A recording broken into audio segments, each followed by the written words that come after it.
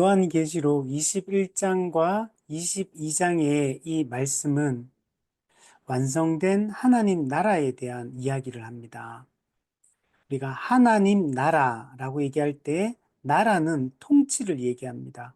왕이신 하나님이 자기 백성을 통치하는 것을 우리는 하나님 나라라고 이렇게 이야기를 하는데, 이 하나님 나라를 다른 말로 할때 유대인들은 하나님의 이름을 함부로 좀 부르는 걸 좀 꺼려했습니다. 이 높으신 하나님의 이름을 우리가 어떻게 함부로 부르겠느냐.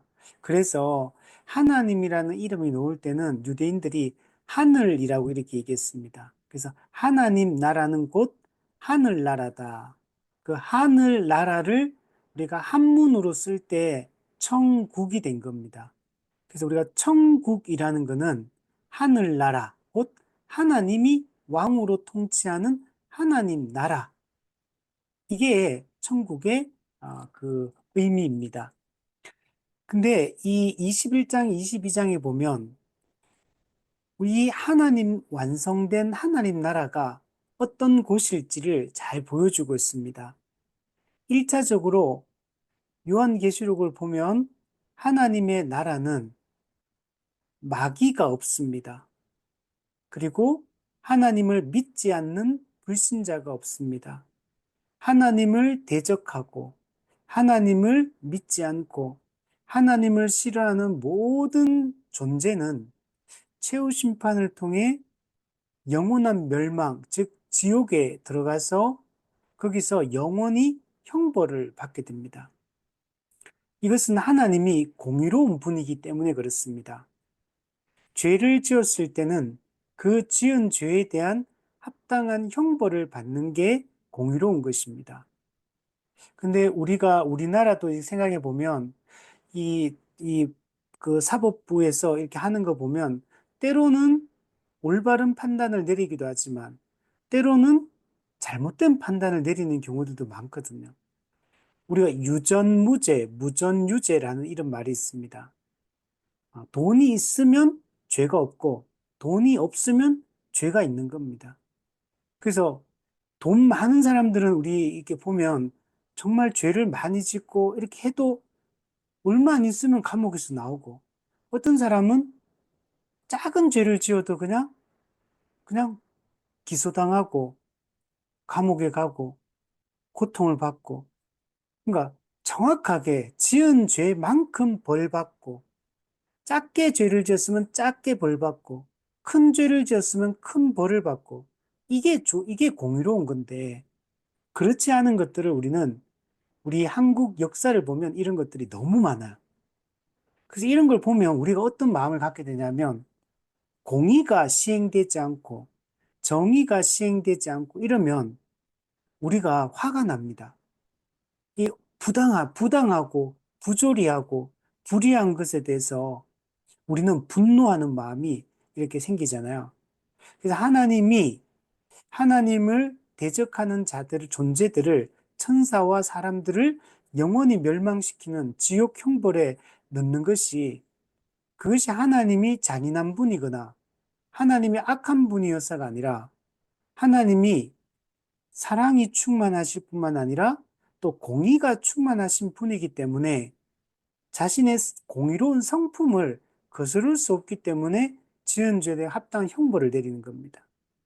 그래서 이 천국은 우선 죄와 관련된 것들, 죄로 말미암은 결과들, 또 악의 실체들, 이 모든 것이 다 완벽하게 제거가 된 상태가 됩니다.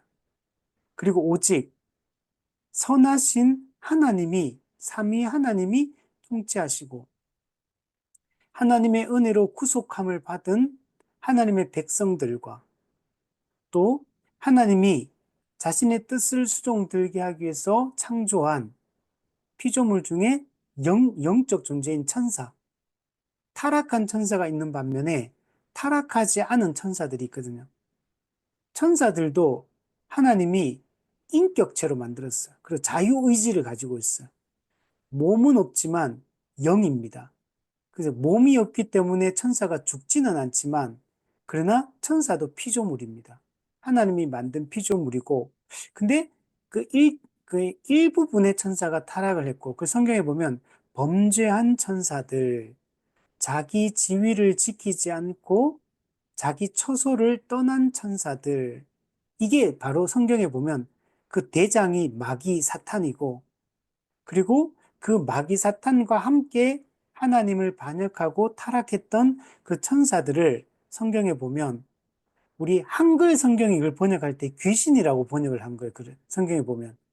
그래서 성경에 나오는 귀신은 한국적 의미에서 이게 죽은 사람의 영혼, 이런 게 귀신이 아니에요. 그래서 우리 뭐 외국에도 보면 뭐 뱀파이어다, 뭐 이런 거 있잖아요. 뭐 유령이다, 뭐 이런 게 아니고, 또 아니면 뭐 천년 묵은 여우다, 뭐 이런 거 있잖아요. 뭐 우리나라 옛날 보면 달걀 귀신, 뭐 몽달 귀신, 뭐 이런 거 있잖아요. 이런 귀신을 얘기하는 게 아니고, 뭐 억울하게 죽은, 뭐 옛날에 보면 전설에 고였는데 보면 처녀가 막 영혼이 혼령이 막 이 세상을 떠돌아다니면서 억울해가지고 그 억울함을 풀어달라고 하는 이런 게 귀신이 아니고 타락한 천사들이 귀신이. 그래서 이 사탄과 또 그 부하들, 귀신들, 다이모노스, 그리고 불신자들, 이 모두가 영원한 형벌에 들어가게 되고 그 나머지는 영원한 천국에 이렇게 들어가게 됩니다. 그리고 이 천국은 그래서 죄와 악이 없는 곳이기 때문에 이것은 너무나 평화로운 곳이고, 너무나 안전한 곳이고, 너무나 행복하고, 만족스럽고, 아픈 것도 없고, 슬픈 것도 없고, 외로운 것도 없고, 부족한 것도 없고, 너무나 하나님과 함께 거하는 곳이기 때문에 충만한 곳이 바로 이 천국이다라고 이렇게 이야기를 할 수 있습니다. 그래서 우리가 이 천국에 대해서 쭉 얘기를 해오고 있는데, 우리 오늘 22장 1절부터 5절까지도 보면 이 완성된 하나님 나라, 우리가 장차 살게 될 이곳, 이 천국의 상태가 어떤지를 잘 보여주고 있습니다. 우리 1절 한번 보시면 여기서 그는 천사를 이게 말씀을 전해주는 천사를 얘기합니다.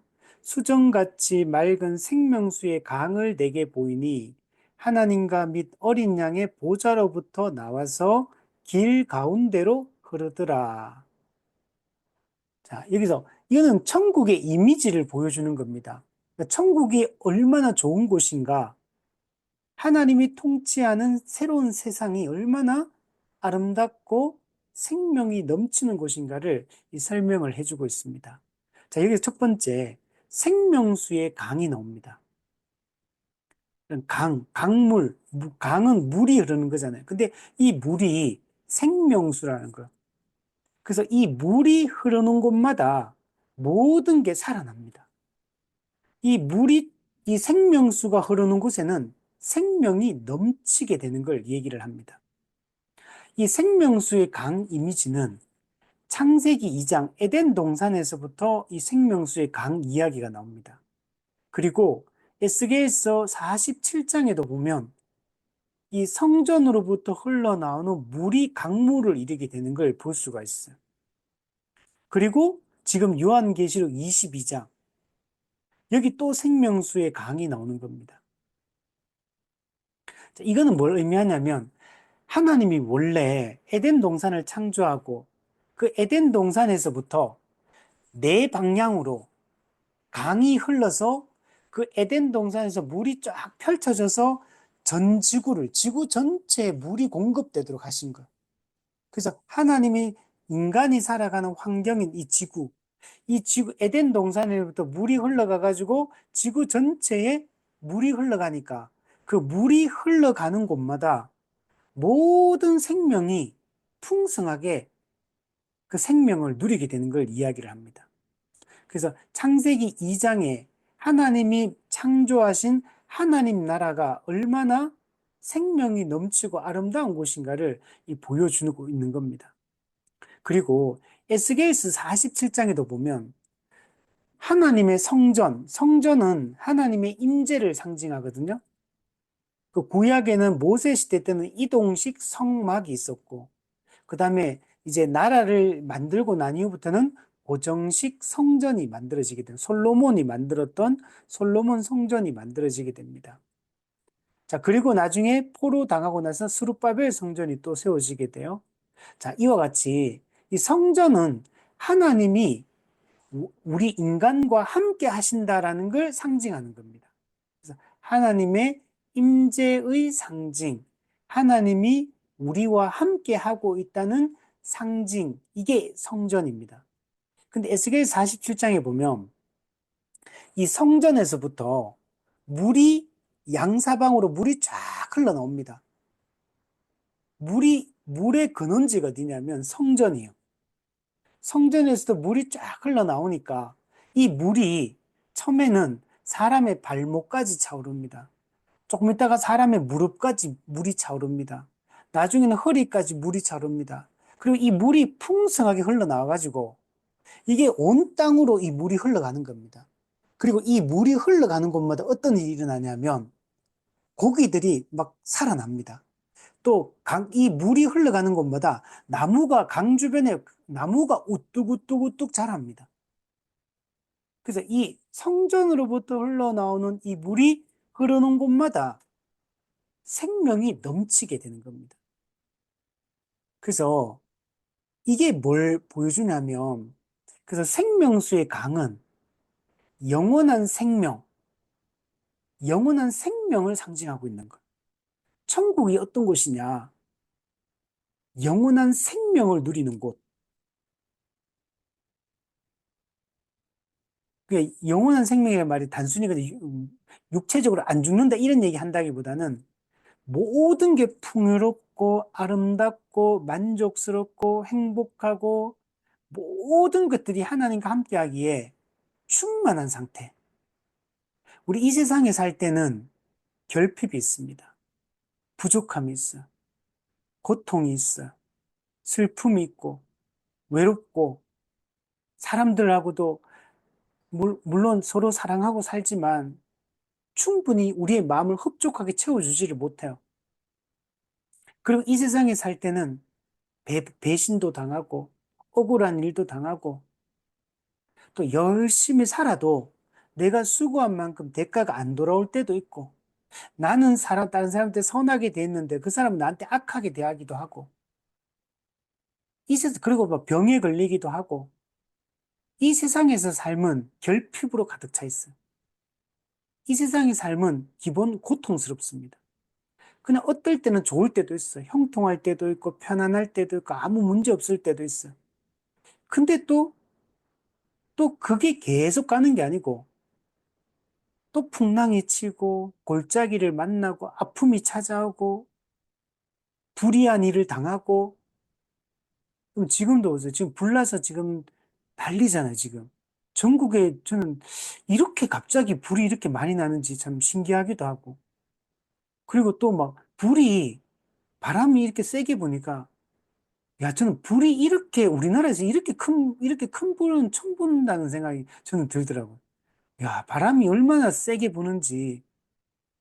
뭐, 의성에서 시작됐는데, 막, 안동으로 가고, 청송으로 가고, 막, 뭐, 저쪽 영주, 저쪽으로 가고, 울주, 뭐, 이쪽으로도 가고, 막, 야, 이게 뭐, 지역을 건너서 이 불이 막 확산되고 있죠.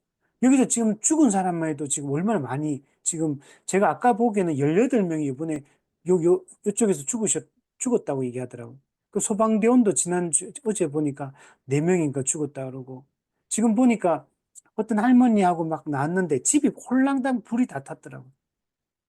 그리고 야, 이 상상해야 됩니까, 이게? 근데 우리 그 시골에 집이 있는데 그 뒤에 산이 있는데 그 산에 불이 붙어 그 불나가 집이 타버리는 거잖아요. 보통 마을은 산하고 조금 그래 떨어져 있는데 그게 어떻게 집까지 이렇게 불이 붙어서 그래서 지금 이재민들도 너무 많고 지금 이런 고통을 당할지 상상이나 했겠습니까? 갑자기 하루아침에 지금 불나가 우리 집이 불탈 거라고 누가 상상이나 했겠습니까?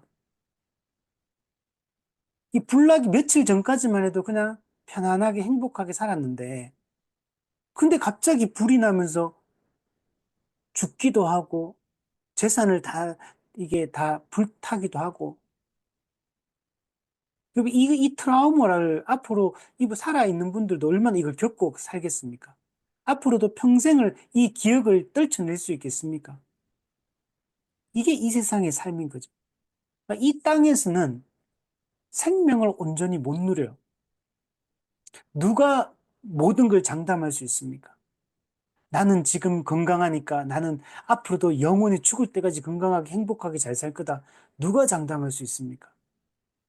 지금 돈을 잘 벌고 있고 저축도 많이 해놨으니까 나는 아주 먹을 거 걱정 없이 나는 평생 노후까지 잘 준비돼 있어서 잘 살 수 있을 거라고 누가 장담할 수 있습니까? 온- 우리가 저는 그 횡단보도 건널 때도 저는 항상 좌우를 다 살피거든. 항상 그럴 때 양쪽 차선을 다 살펴. 왜 살피냐면 TV 뉴스에 보면 그 한문철 변호사가 교통사고 나는 이런 유튜브 이런 거 많이 나오잖아요. 그 영상들이 많이 뜨더라고. 보면 그냥 이상한 사람들이 많은 거요. 신호를 위반하기도 하고 술 마신 사람도 있고 급발진 사고도 있고. 근데 그냥 정상적인 인도를 걸어가고 있는데 정상적으로 횡단보도를 건너고 있는데 차들이 와가지고 그런 막 사고를 내고 내가 교통법규를 잘 지키고 있어도 사고가 언제 어떻게 날지 모르잖아요. 아무도 알 수가 없는 거죠. 실제로 그런 일들이 비일비재하게 우리는 뭐 그런 사고 목격, 요즘은 블랙박스 이런 게 있어요. 그런 게 영상으로 다 남아있어요, 지금. 유튜브에 보면 이런 게 천지거든, 이런 사고들이. 또 거기다가 뭐 모르는 사람이 갑자기 어떤 길을 가고 있는데 공격해서 목숨을 잃기도 하고.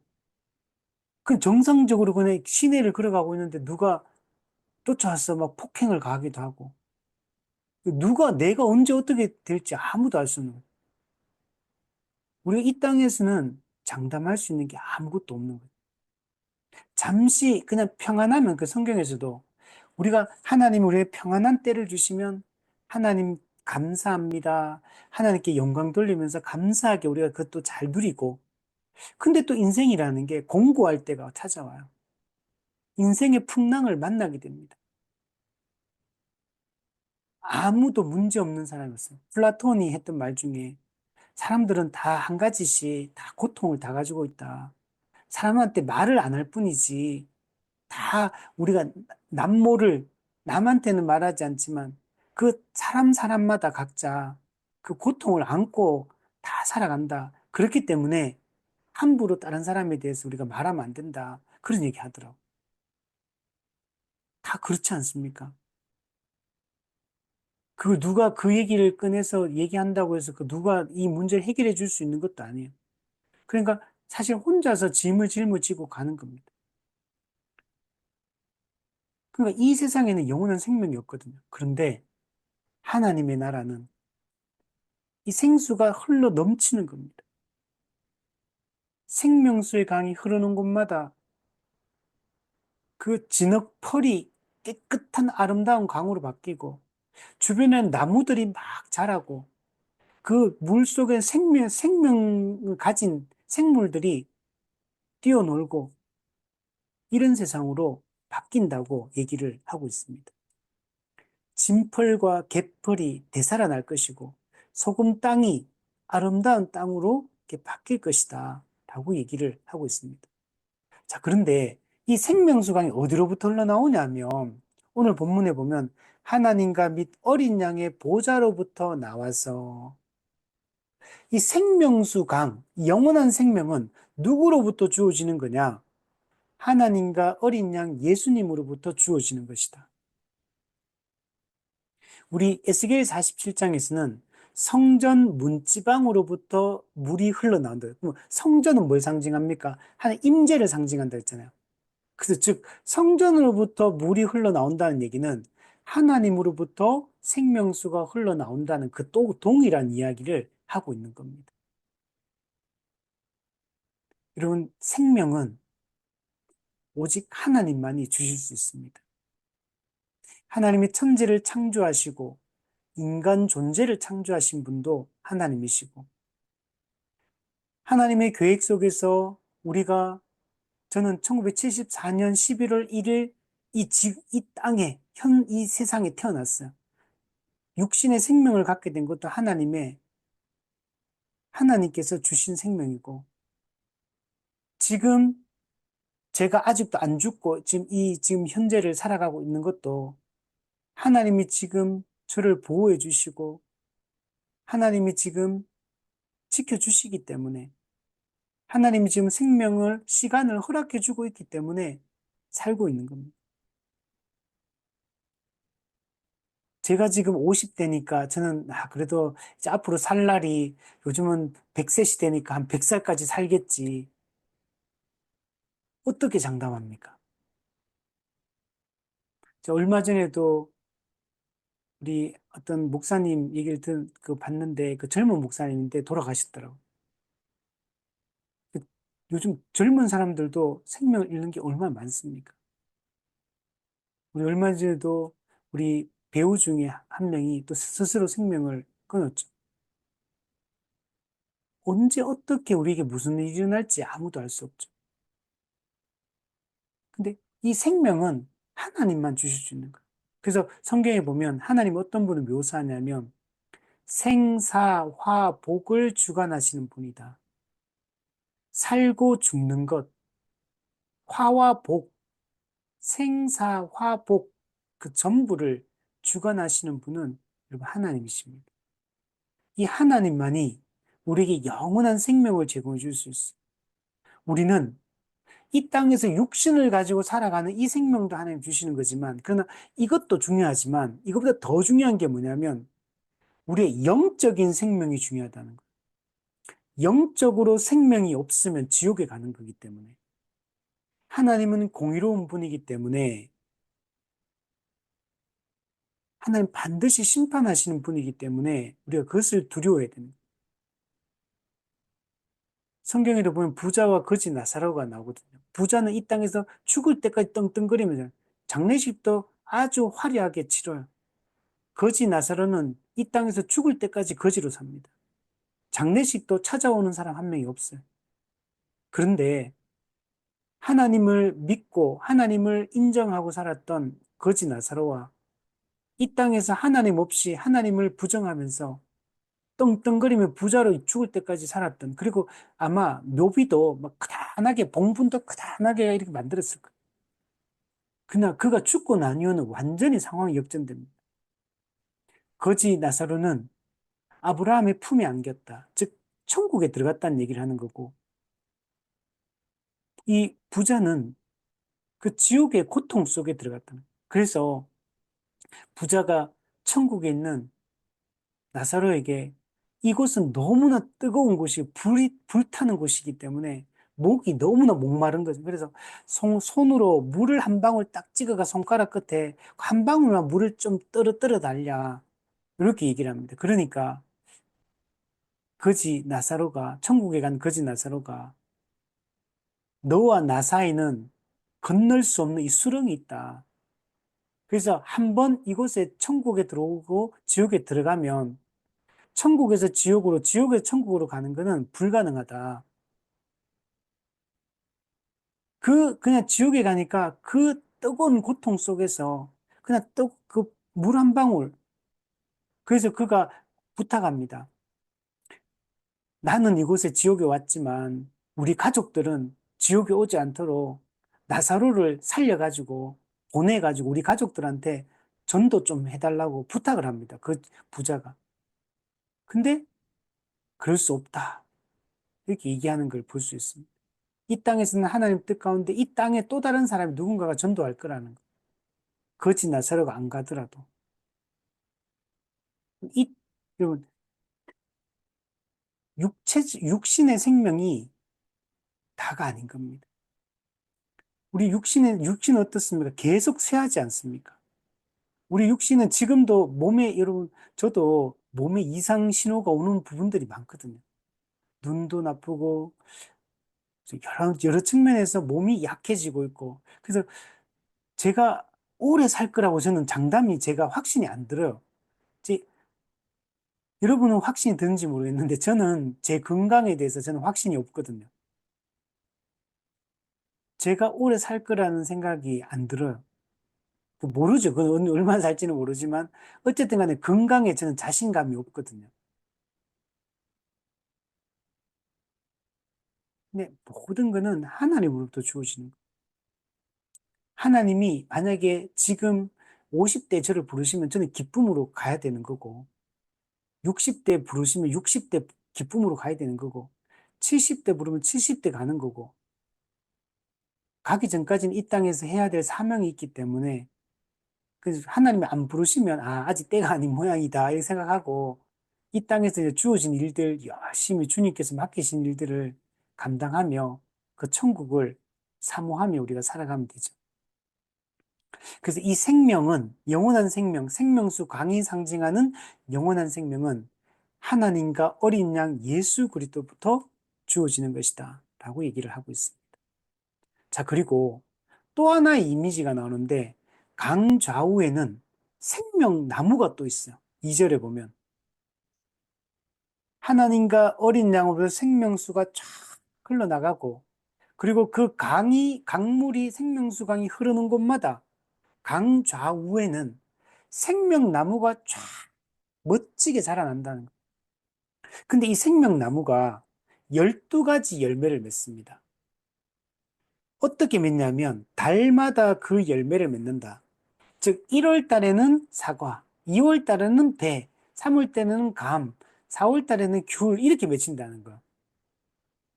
하나의 나무인데 달마다 새로운 과일이 다양하게 풍성하게 맺힌 열매를 맺는다라고 얘기하는 거예요.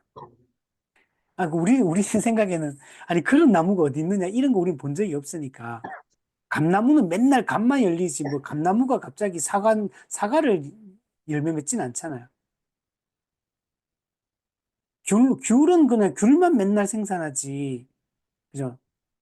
딸기를 생산하진 않는다는 거예요. 근데 천국은 어떤 곳이냐면 나무는 하나인데 달마다 새로운 종류의 과일을 맺는다고 이야기를 하고 있습니다. 이거는 실제로 천국에서 이렇게 될지 그건 잘 모르겠어요.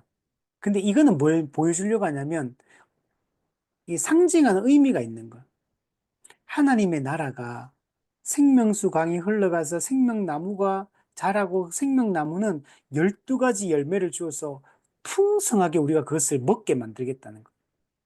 풍요로움을 경험하게 하겠다는 천국에서는. 하나님 천국은 우리가 상상치도 못했던 기쁨과 즐거움과 풍성함과 아름다움과 이 모든 것들을 우리가 여러분 누리게 될 겁니다.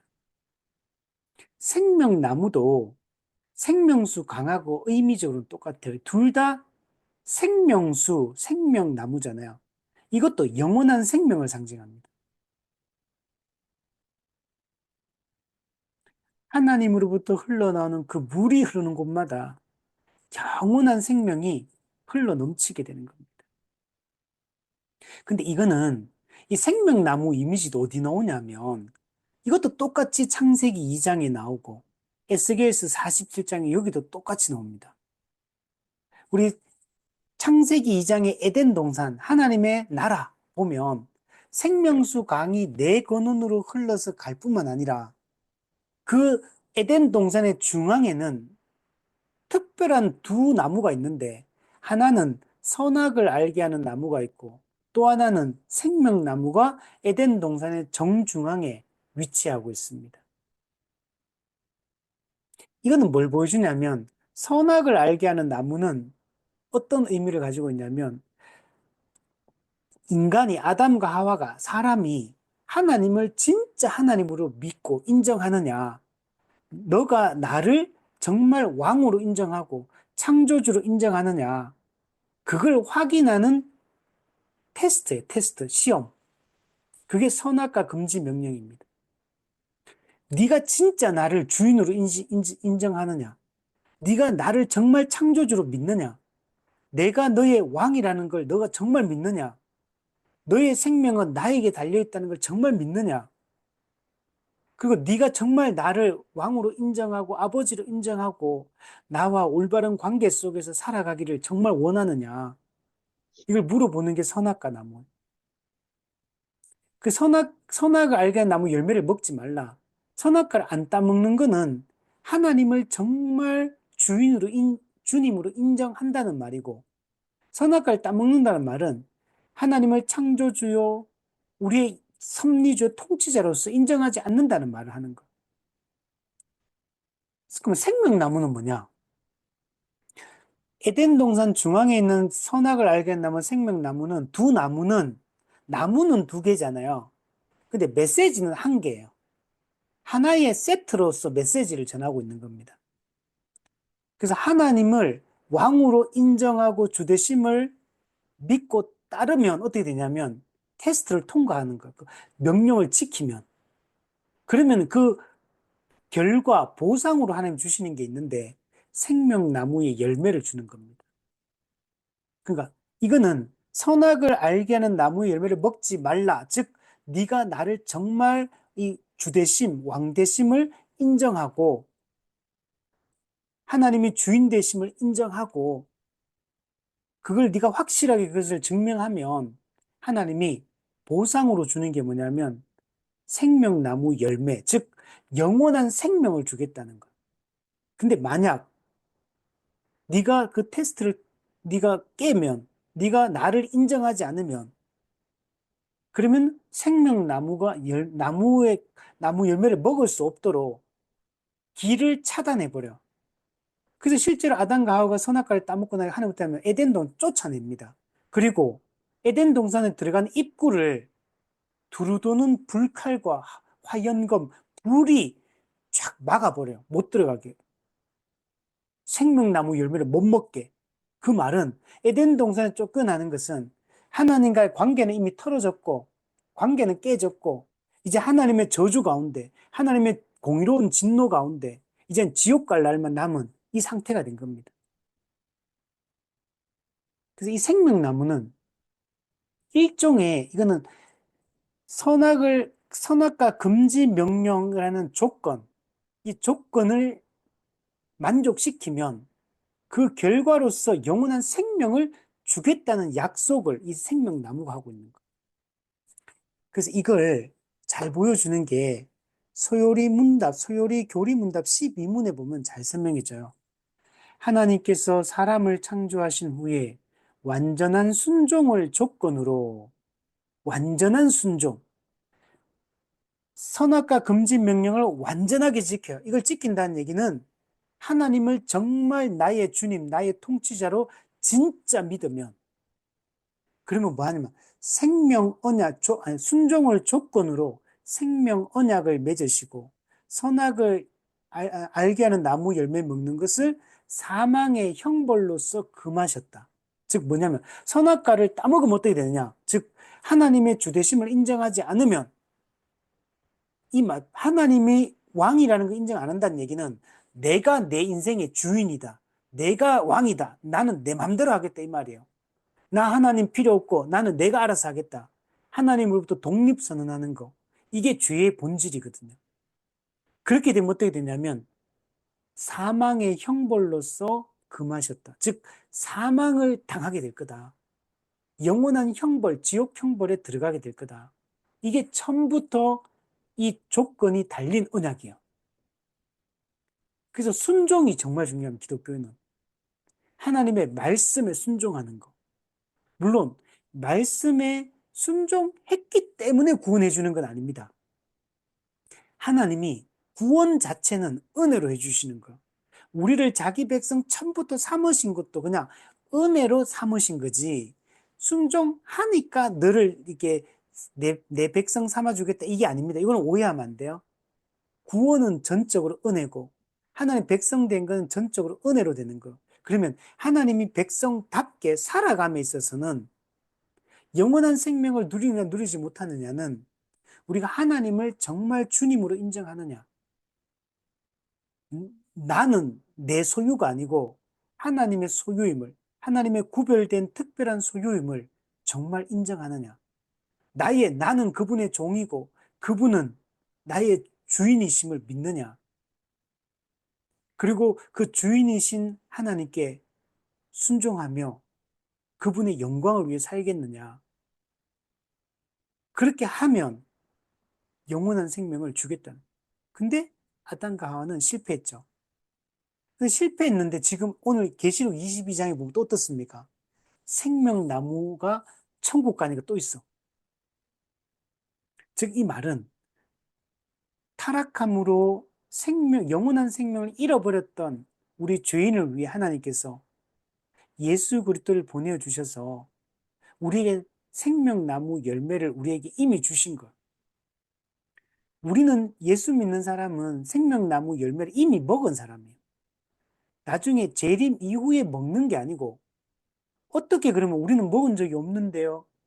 언제 먹었습니까? 라고 한다면 예수님을 믿는 게 오늘 우리한테는 생명나무 열매를 먹는 게 되는 겁니다.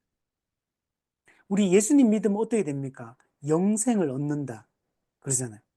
예수님을 믿으면 영적으로 살아나서 영생을 얻었다. 그래서 영생을 누리며 주 안에 살리라. 어디서부터? 지금 이곳에서부터.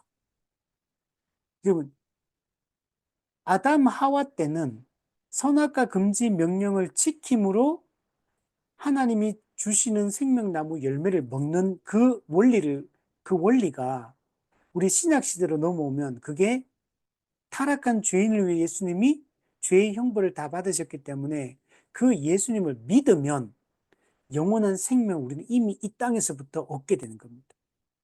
비록 죄성을 가지고 우리가 지금 살고 있지만 영적으로 이미 살아났어요.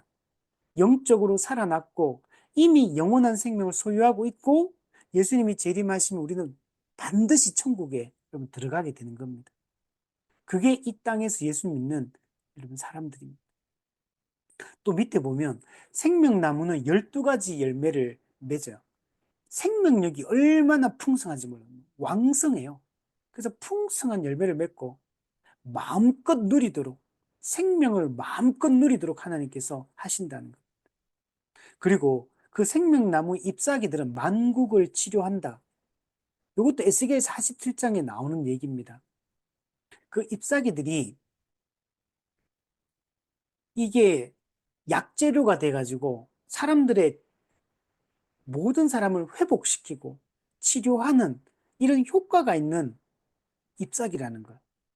물론 이거는 그냥 이게 상징적인 의미입니다. 천국에 가면 다치고 치료해야 될 병 걸리고 자체가 없기 때문에 그냥 천국에도 병을 걸리긴 걸리는데 이 생명나무 잎사귀로 치료하면 금방 낫는다 이런 얘기 하는 게 아니고 천국에서 생명나무 잎사귀가 만국을 치료한다. 열방 모든 온 세계를 치료한다라고 할 때는 무슨 말이냐면 천국에는 이런 것 자체가 없다는 얘기를 하는 거예요. 천국에는 아픈 것도 없고 슬픈 것도 없고 다치는 것도 없고 죽는 것도 없고 병드는 것도 없고 다 없어요. 아픈 게. 그러니까 천국은 완전히 치료된 상태, 완전하게 온전한 상태, 완벽한 상태, 이 상태를 살아가게 된다라는 얘기를 여기서 지금 이렇게 표현을 하고 있는 겁니다. 그 천국은 죄로 말미암아 찾아왔던 모든 그 아픔들이 다 사라지고 없어요. 우리 3절, 4절에 보면 이곳은 또 어떠냐? 다시 저주가 없다. 저주가 없어요. 저주는 뭐를 말하냐면 인간이 타락함으로 죄로 말미암아 찾아온 게 저주거든요. 육체적으로 죽고 병들고 아프고 싸우고 다투고 갈등하고 대립하고 불의하고 부조리하고 사람에게 고통을 주고 미워하고 욕하고 마음을 상하게 하고 화병 걸리게 하고 이게 전부 죄 때문에 찾아온 저주거든요. 그래서 우리가 이 땅에 인생을 살다 보면 어떻습니까? 힘들어요, 세상 사는 게. 되게 우울할 때도 많고 외로울 때도 많고 이해받지 못할 때도 많고 불의한 일을 당할 때도 많고 이 세상의 삶이 누가 이 세상에서 나는 처음 태어나서 죽을 때까지 너무 행복했습니다. 너무 평안한 삶을 살았습니다. 아무 근심, 걱정도 없었습니다. 이런 사람 있습니까? 다 제각기 고통을 다 안고 살아가는 거, 이 땅에서는. 그런데 이걸 해결을 못 해요, 이 땅에서는. 중국의 시황제가 불로초 구해가지고 영원히 살고 싶었지만 못 살잖아요. 삼성의 이병철 회장 그렇게 돈이 많아도 죽잖아요. 누가 저기 뭐 빌 게이츠가 뭐 돈이 많다고 해서 자기가 그 자기 생명을 나중에 영원히 안 죽을 수 있도록 할 수 있습니까? 결국은 다 빈손으로 왔다가 빈손으로 가는 거죠. 결국은 다 죽어요. 다 저주 가운데 있는 겁니다. 또 어떻습니까? 서로 인간의 갈등, 인간관계의 갈등, 또 이렇게 막 사람과 대하다 보면 참 사람이 좀 보기 싫을 때가 있잖아요. 저 생각을 왜 저렇게 하는가? 말을 왜 저렇게 하는가? 행동을 왜 저렇게 하는가? 막 진짜 사람이 막 보기 싫을 때 있잖아요. 밉고. 그냥 사람하고 부딪히면서 부대끼면서 사는 게 정말 피곤하고, 그냥 산속에 들어가서 혼자 살았으면 좋겠다. 저 무인도 가서 그냥 혼자 살았으면 좋겠다. 뭐 이런 마음도 들잖아요. 이런 게 전부 죄로 말미암아 찾아온 저주거든요. 또 일한 만큼 대가가 안 들어와요, 이 땅에서는. 죽도록 일해도 가난한 사람이 있고, 죽도록 일해도 먹고 살기 힘든 사람이 있는 거고, 이런 저주가 이제는 천국에서는 하나도 없다는 거. 마귀가 다 지옥 같고, 하나님이 영원히 함께하기 때문에 온전한 생명 가운데 우리는 살게 된다는 거. 또 보면 하나님과 어린 양의 보좌가 그 가운데 있다. 여러분, 천국의 중심에 누가 있냐? 하나님과 어린 양 예수 그리스도의 보좌, 통치의 보좌가 거기 딱 있어요. 하나님이 영원히 임마누엘 하시는 거예요. 하나님이 우리와 함께 살면서 우리에게 모든 풍요로운 은혜를 다 제공해 주시고, 기쁨을 주시고, 안전함을 주시고, 생명을 주시고, 풍성함을 주시고, 충만케 하시는 분이. 하나님이 그 어린 양 예수 그리스도가 성령 하나님께서 우리와 영원히 함께 하시는 거예요. 우리 이 땅에서는 내 편이라고 할 수 있는 사람이 많이 없잖아요. 이 사람은 정말 내 편이다. 그래서 너무 든든하다. 이게 뭐 없잖아요. 근데 천국에서는 하나님이 우리와 영원히 함께 하시고 또 천국에 있는 모든 사람들이 다 내 편이 되는 거예요. 전부 다 우리가 동일하게 거룩한 자들만 모이기 때문에 그때는 지금 우리가 죄성을 가지고 있지만 천국에서는 이런 죄성이 없어요. 죄성이 다 사라져서 온전히 선한 마음만 가지고 있는 온전히 양심이 제대로 작동되는 이런 말이 통하는 이런 세상인가. 얼마나 여러분 평안하게. 또 밑에 보시면 그 종들은 이 교회를 얘기합니다. 하나님을 영원히 섬기게 될 겁니다. 구속받은 신구약의 하나님의 백성들이 영원히 하나님을 섬기며 하나님을 예배하고 찬송하며 살아가게 될 겁니다. 하나님과의 관계가 끊어지지 않아요, 이제는. 하나님이 우리의 영원한 아버지가 되시고 우리의 왕이 되시고 우리의 보호자가 되시고 영원히 우리와 함께 하시고 위로자가 되시고 우리에게 참된 생명을 제공해 주시고 그 하나님의 다스림을 받으며 우리는 살게 될 겁니다. 영원히 하나님을 예배하며 그 예배의 기쁨을 누리며 우리는 살게 될 거예요. 또 밑에 보면 교회는 어떻게 되면 하나님의 얼굴을 보게 될 겁니다. 여러분 출애굽기 33장에 보면 모세가 하나님을 만나는 장면이 있어요. 하나님이 지나갑니다. 모세 앞을. 그런데 모세가 하나님의 얼굴을 못 봐요. 왜냐하면 죄인인 모세가 거룩하신 하나님을 얼굴을 대면하게 되면 죽어요. 왜 죽냐면 인간은 죄인인데 하나님은 거룩하신 재판장, 공의로운 재판장이거든요. 죄 문제가 해결되지 않은 상태에서 하나님 앞에 서면 다 죽어요. 심판을 받아서. 공의로운 심판을 받게 돼. 왜? 죄가 문제가 해결 안 됐으니까. 모세도 그런 거예요. 그래서 하나님 어떻게 하냐면 모세 앞을 하나님이 지나가시는데 모세가 직접 하나님의 얼굴을 대면하면 모세가 죽기 때문에 심판받아 지옥 가게 되는 거예요, 그러면. 죄 문제가 해결되기 전에는.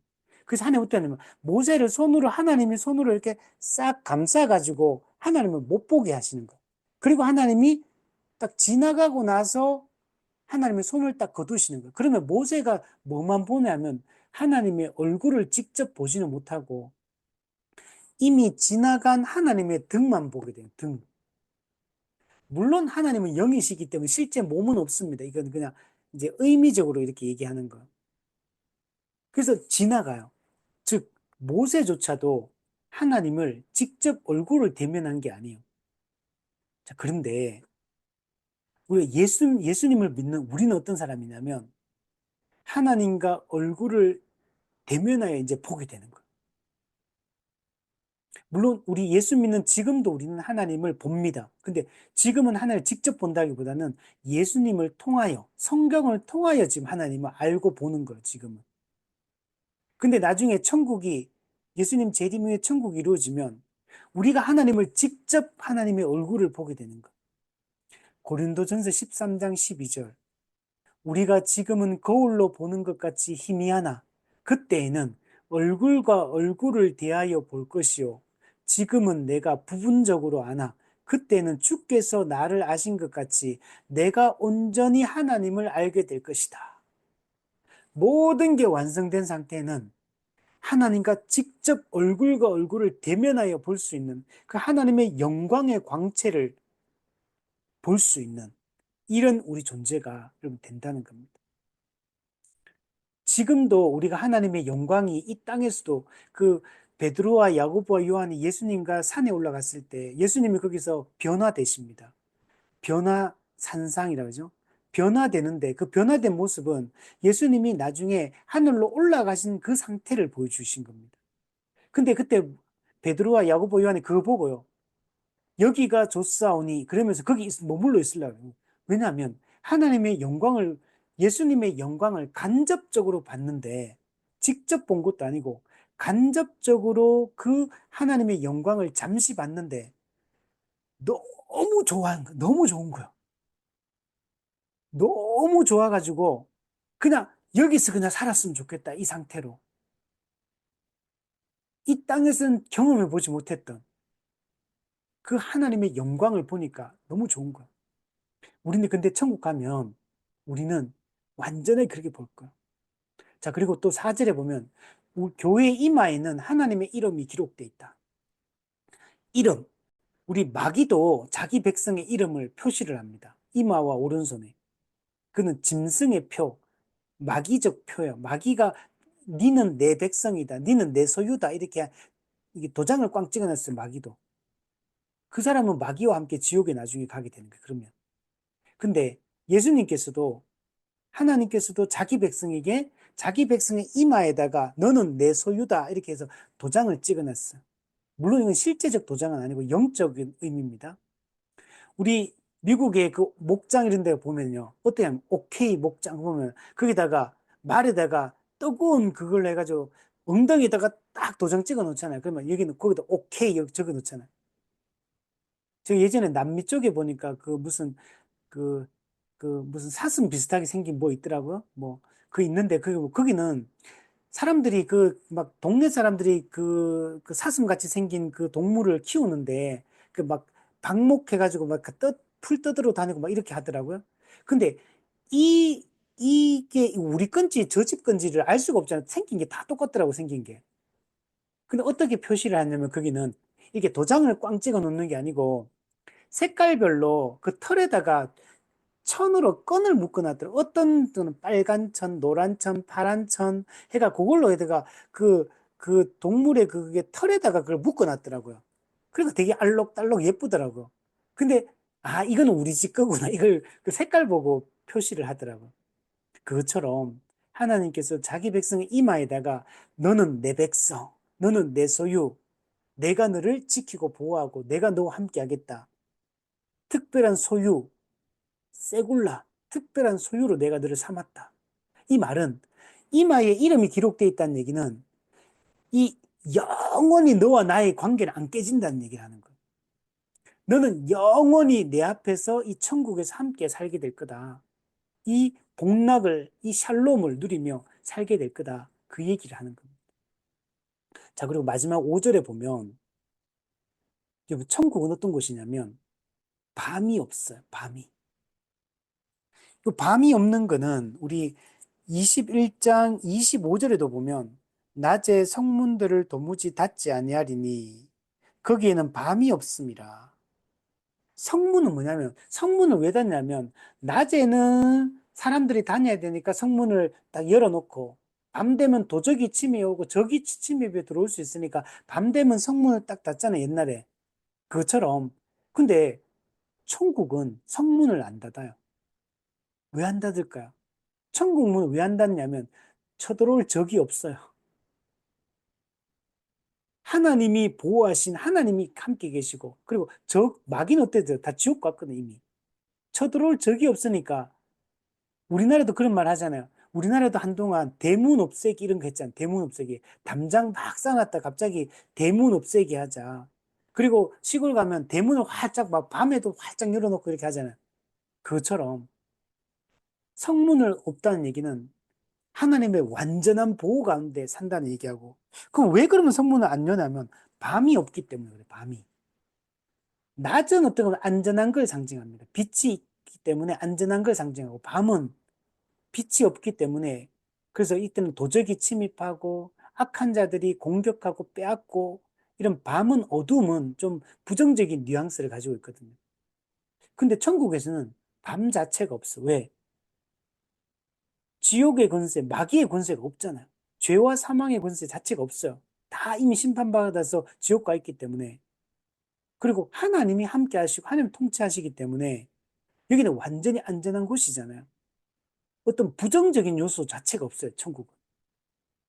죄와 관련된 게 아무것도 없고, 오직 하나님이 함께 하심을 누리는 온전한 것들만, 아름다운 것들만 가득하기 때문에 밤 자체가 없어요. 그 다시 보시면 5절에 보면 등불과 햇빛도 그래서 필요 없다. 우리 이 땅에서는 태양이 필요하잖아요. 빛이 후레시도 필요하고 전기가 필요하잖아요. 이 땅에서는. 근데 천국에서는 등불도 필요 없고 햇빛도 필요 없고 전기도 필요 없어요. 왜냐하면 하나님과 예수님이 영광의 광채시기 때문에 그렇습니다. 우리 11장 23절 보세요. 그 성은 해나 달의 비침이 쓸데없으니 이는 하나님의 영광이 비치고 어린 양이 그 등불이 되심이라. 완성된 하나님 나라는 하나님과 예수님이 등불이 되시고 빛이 되시고 그분의 영광의 광채를 비추기 때문에 해나 달도 필요 없고요. 등불도 필요 없고 아무것도 필요 없어요. 그냥 하나님이 어떻습니까? 주 하나님이 그들에게 빛이십니다. 하나님이 빛을 계속 비추고 있기 때문에 천국에서는 항상 낮이고 항상 기쁨이고 항상 즐거움이고 항상 평안함이고 항상 만족이고 이런 세상입니다.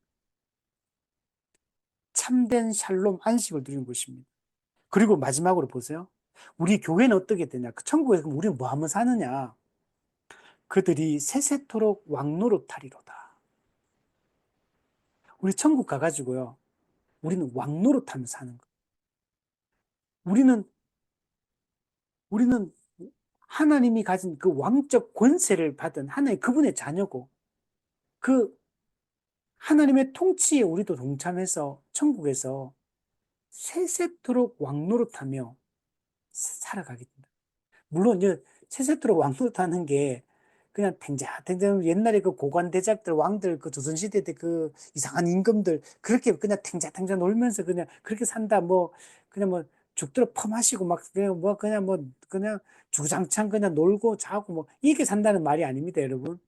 세세토록 왕노릇하는 거는 하나님이 만든 그 아름다운 천국에서 그 창조 세계를 돌보고 다스리며 살아간다는 얘기를 하는 거.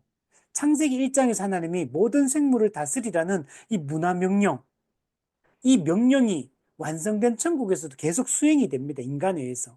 그래서 사람은 하나님의 대리 통치자로서 천국을 가꾸며 살아가요. 천국에서도. 아무 일을 안 하는 게 아니고 근데 그 일의 노동이 이 땅과의 개념, 타락한 세상의 노동 개념과 다른 거예요.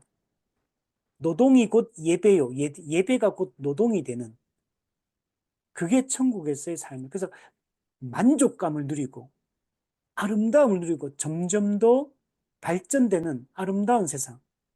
이런 세상이 여러분 천국이에요. 천국은 고정된 게 아닙니다. 가면 우리는 딱 완성, 이제 더 이상 아무것도 변화되는 게 없는 이런 게 아니고 사람이 대리통치의 문화명령을 수행하면서 천국이 계속 발전되는 사회로 하나님이 천국을 만드셨어요.